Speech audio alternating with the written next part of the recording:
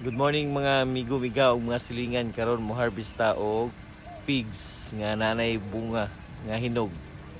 Tanaw na to ha. Tara. Tara. Lang. Ah, ah. Ano siya figs. Madaghang bunga. Karon mag-harvesta.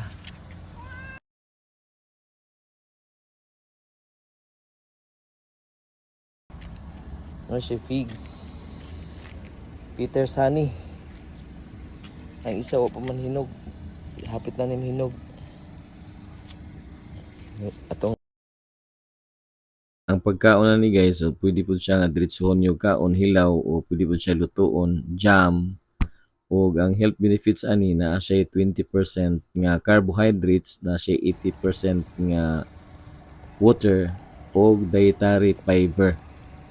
Giila ni sa laing nasod nga daghan pud na siya 800 ka varieties nga figs. Dili na mga unta.